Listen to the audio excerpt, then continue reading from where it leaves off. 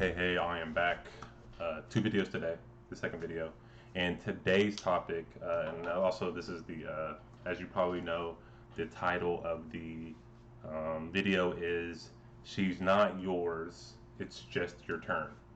And let's break this title down. So when I say she's not yours, I'm referring to your wife, your your girlfriend, your significant other. I'm referring to her. She is not yours. You do not own her. Uh, you have no necessarily. You don't owe her anything. There's nothing. There's no such thing as ownership. She's a human being. She's her own person. You don't own her. And let's get to the next part. It's just your turn. She is not yours. It's just your turn. So when I think about, okay, I want you to think. Okay, so she's not mine. It's just my turn. So you're saying, okay, so there's nothing really. I want you to think in this mindset. There's nothing bonding her and me together. She's not mine. It's just my turn. I'm just a part of her life right now. And I like to say, as I've watched YouTube since I was younger, I've watched these YouTubers named the Hodge Twins, and they have a famous quote called 99.99% of all relationships end in a train wreck.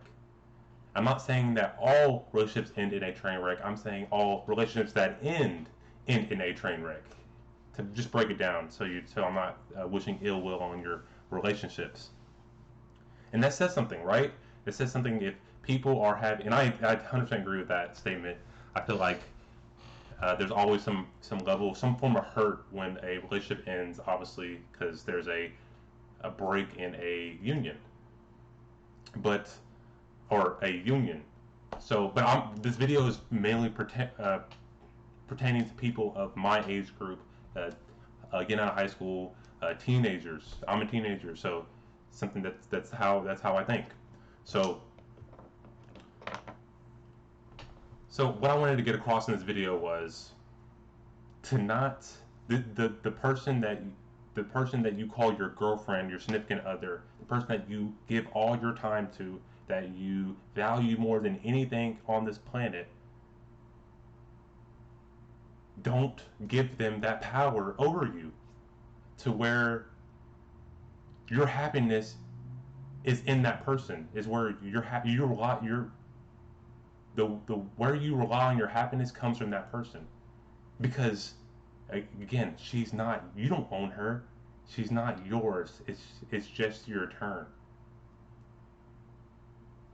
And probably, and just from like a college standpoint, she probably already had other boyfriends in the past that have already had this experience with her, and you're just her present. You're just in her present, and you will be a part of her past. So, and I think it's really important to think in that way, because when you start to blur your happiness with a, a female who is, and let's talk about females in current day. Females are liberated. Females are making careers. They value their careers. They're gaining independence, and they claim they are oppressed. I think women today are probably just as powerful as men, and not just as powerful, but they have, I would say, similar power. Not the same power, because we're not the same. Men and women are not the same, so they're not going to have the same powers. But I would say there's a certain equality in the power, because there's double standards that kind of even it out, in my opinion. If you disagree with me, I don't. I would love for you to tell me, give me some examples of where men are more powerful, and where women. Obviously, there's examples of that, but like there's double standards. Like, so a man can't do something that a woman can, and a woman can't do something that a man can't. I think that's a realistic thing. So that's why I think it evens out. But by no means, I don't. I think a woman can go out here and create wealth just as easily, if not easier, than a man can in today's current state. So with that being said, Women are more focused on achieving this liberation of wealth and social economic status. That is more valuable than creating a family and raising children. As the mother of a household, as a stay-at-home mom role in society deteriorates, it creates this this independent, career-driven woman. That's what comes up out of this phenomenon. First time it's ever happened in human history. So I'm gonna call it a phenomenon. Uh, and therefore, the women change mentally. So when you get in a relationship with these, I'm gonna say relationship, talking from someone a teenager to teenagers, teenager to young adults. Uh, think about that. Should I be giving my time, my money, my affection, my effort, my love to someone who does not value the things I want in a actually I'm talking from Christian male here.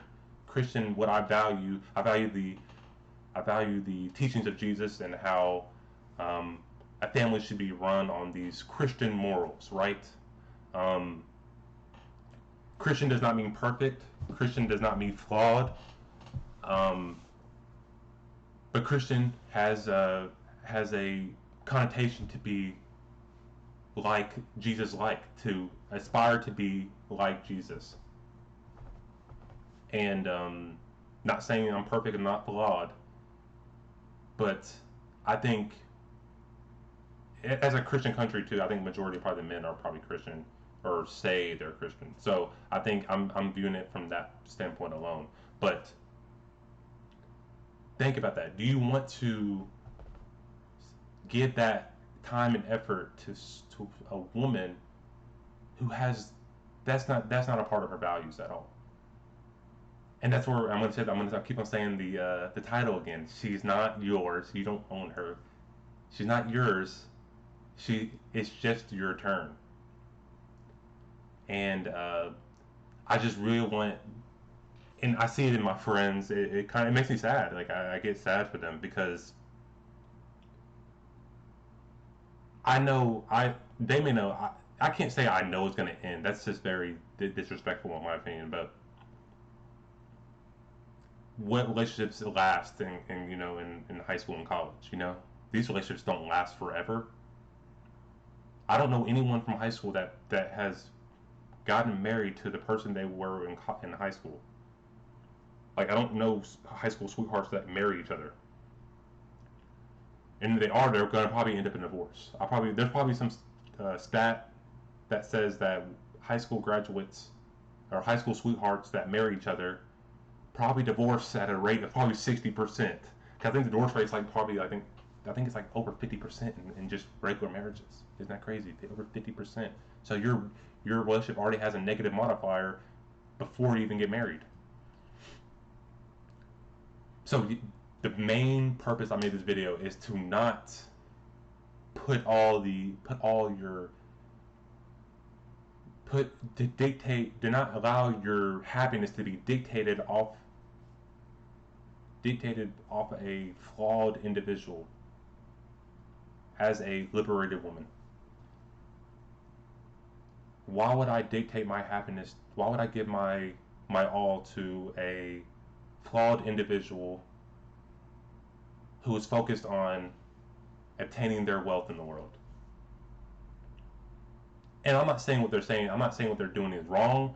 It's not something I value. And I see people, and this is from firsthand experience, and then seeing it happen to people and my friends, like seeing people be broken over these relationships that don't mean anything, that had no value. First of all, you had no bonding. You and her had no bond. She was cheating on you. She was cheating on you. When I say cheating, cheating not is not solely just having sexual encounters with other people besides your boyfriend or girlfriend. It is I personally think it's anything like flirtatious, even having contact, like active contact with other men, because if you following dudes on your Instagram, you're 100%. I'm there's you're scouting. You're scouting for the next man, I take note of that. It's not something I just ignore, and I don't want the person watching this video to ignore that.